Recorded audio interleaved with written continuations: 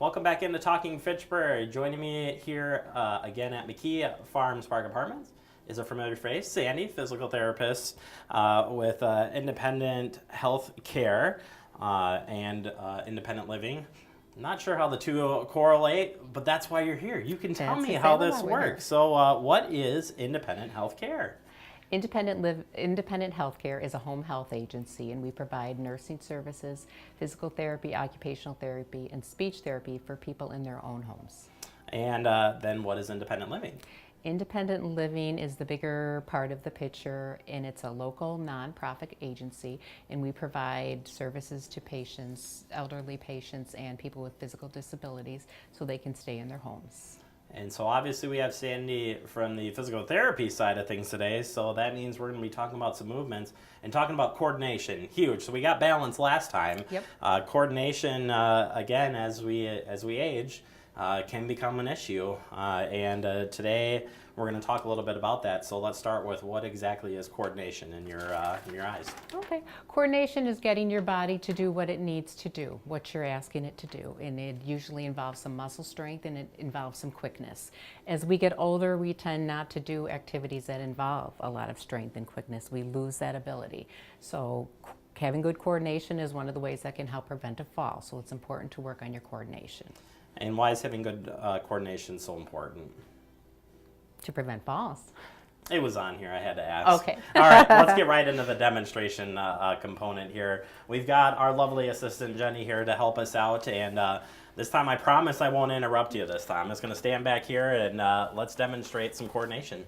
So one of the important things about having good coordination is having good strength. And a lot of people think about strengthening their hips and strengthening their knees, but one thing that is often neglected is your feet and ankle.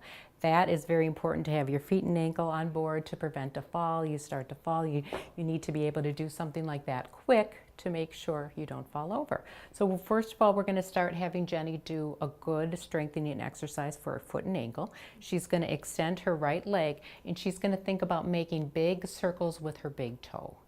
And she's going to do about 5 circles to the right and then 5 circles to the other direction.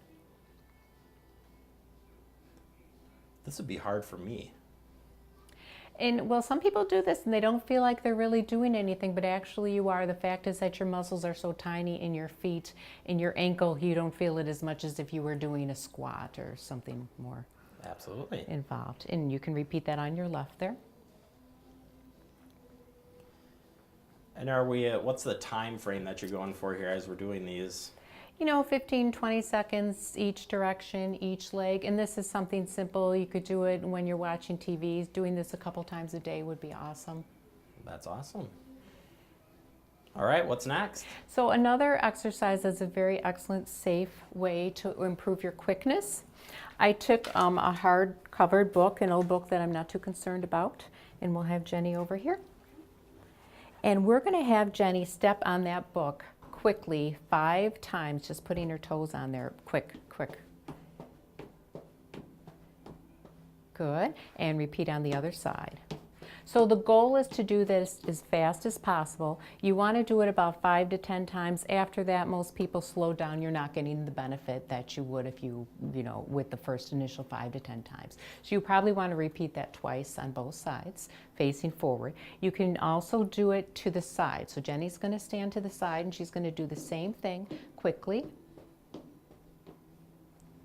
And then you could turn around and do the other side. And as you get better at this, you're going to get quicker at it. And as you see, Jenny's also holding on to a rail for support. Very important you hold on for support to do that exercise. Yeah, and you could get a little balance out of this too, right? Exactly. Yep. Which goes right into what we had done last time too. So works out pretty good. Easy peasy, as they say. Last but not least, if somebody wanted to get in contact with you, get this set up, how could they do so? They could call us at Independent Healthcare, and the number is 608-274-2097, or they could reach out to us from the internet, which is our website is www.independentliving.org. One last question for you. If you had, obviously as we age too, we may have had previous injuries maybe on our knees or our lower feet. Would you recommend talking to you before getting started, doing any of these exercises? I guess pain would kind of be a limitation. If one of these exercises caused you pain, you would probably back off and want to consult with somebody before you continued. Perfect. So you've got all the answers. That's all we needed. So, all right. We will thank you both for helping out and again, independent living. You can watch this and the other videos. Sandy's been a part of many of these, so great tips, and thank you guys so much for helping out. You're welcome. All right, we'll take a quick break. You are watching Talking Fitchburg.